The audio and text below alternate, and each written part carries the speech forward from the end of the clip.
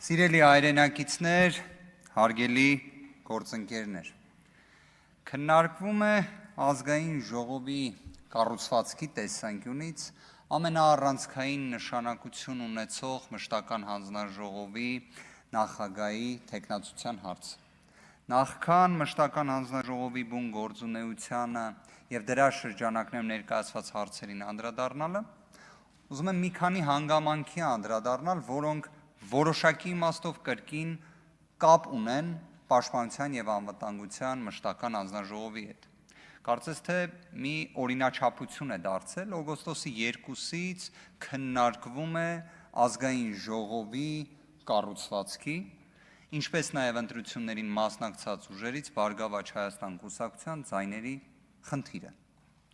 Եկեք մի հատ ճշգրտում մտցնենք, որ հնարավոր է մեր հայրենակիցները պատգամավորներից մեկի դիրքորոշումը լսելիս պատկերացնեն, որ այսպես ասած ինչ-որ մասշտաբային անհամապատասխանություններ կան, մեկնաբանման տիրույթում հարցեր կան եւ այլն, խոսքը գնում է 135 ձայնի մասին։ 135 ձայնի մասին, որը Բարգավաճ Հայաստան կուսակցությունը ստացել է։ Այսինքն ստացել է ընդհանուր առմամբ 58000 գումարած 135-է, ուղղակի Կենտրոնական ընտրական հանձնաժողովը երկու ընտրական տեղամասի արդյունքները անվավեր ճանաչելով հանեց այդ 135-ը։ Եվ ինչպես շատ ճիշտ պատգամավորը նշում էր, վերածեց այն անճշտության։ Արդյունքում ստացվում է ժողովուրդը իր իշխանությունը իրացնելով տվել է այդ քվեն, բայց այդ քվեն վերցվել է։ Այստեղ ինչ կարևոր ու հետաքրքիր հարցեր կա։ Ընտրատարածքային ընտրական հանձնաժողովը այդ երկու ընտրական տեղամասերում քննարկել է հանրության կողմից ներկայացված բողոքները, լսել է օրինակ պատգամավոր Վահագն Ալեքսանյանի մտահոգությունը եւ գտել է, որ այդ ընտրատեղամասերում պետք է արդյունքները անվավեր չճանաչվեն։ Եվ արդյունքում Բարգավաճ Հայաստան կուսակցությունը վերածվում էր Բարգավաճ Հայաստան խմբակցության։ Բայց ինչա տեղի ունենում։ Վահագն Հովակիմյանը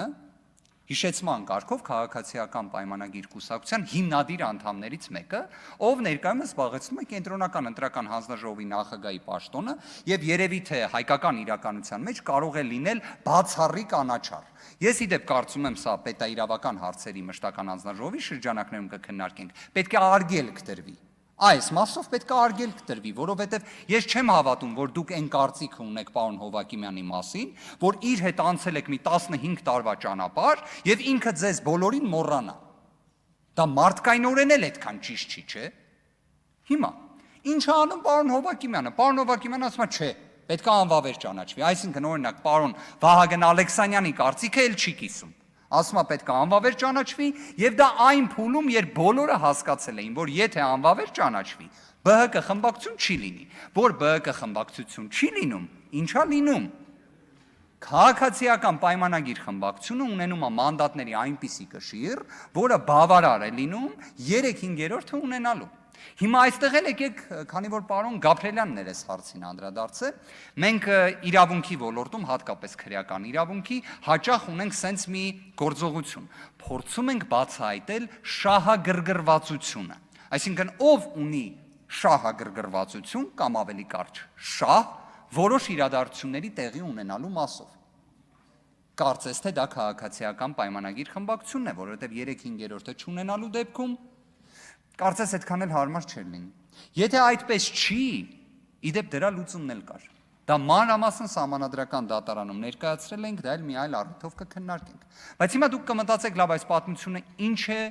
ինչպես է առնչվում պաշտպանության անվտանգության մշտական հանձնաժողովի հետ։ Այս երկու ընտրական տեղամասերի արդյունքների անվավեր ճանաչելու հանգամանքը ունեցել է հիմք։ Այն վերաբերում էր զինծառայողների կողմից քվեարկությանը։ Զինծառայողների կողմից քվեարկություն, որը կազմակերպվել էր 20:00-ին հաջորդող ժամանակահատվածում։ Մի դեպքում այն տևել է շուրջ 4 ժամ, մեկ այլ դեպքում այն տևել է շուրջ 2 ժամ։ Արդյոք այստեղ խախտում կա, թե ոչ, եկեք հիմա դա դնենք մի կողմ։ Կարծում եմ դրա վերաբերյալ առնվազն հրապարակավ բազմաթիվ անգամներ անդրադարձ կատարել ենք։ Բայց ով է չակերտներում կամ առանց չակերտների մեղավորը, երբ զինծառայողները իրենց ընտրելու իրավունքը իրացնում են այդ ժամին։ պետությունը։ Արդյոք մենք չենք կարող գալ այն օբյեկտիվ հետևության, որ պետությունը փաստացի ունենում է միշտ իր գրպանում մի միջոց ընտրական տեղամասի արդյունքների անվավեր ճանաչման։ Ցանկացած պահի, այսինքն դա ունենում է որպես մի ապահովագրման մեխանիզմ։ Ուշ ժամի ներկայանան, որ երբ հետո պետք լինի, ընտրատարածքային օրինակ չճանաչի անվավեր, ԿԸՀ-ն ճանաչի։ Արդյոք տենց չի ստացվում, այս օրինակը արդյոք դրա մասին չի, արդյոք այս ռիսկի մասին չի, հիմա ոնց պետք է լուծվի զինծառայողների ընտրելու իրավունքը։ Իդեպ, այնպես լուծվի, որ իրենց ընտրելու իրավունքի ամենակարևոր բաղադրիչը ազատ կամքը երաշխավորվի։ Ես անկեղծ եմ ասում, ես գտնում եմ սա ոչ թե նոր խնդիր է, սա այո, տևական ժամանակ առկա խնդիր է, բայց խնդիր է, որին պետք է լուծում տրվի,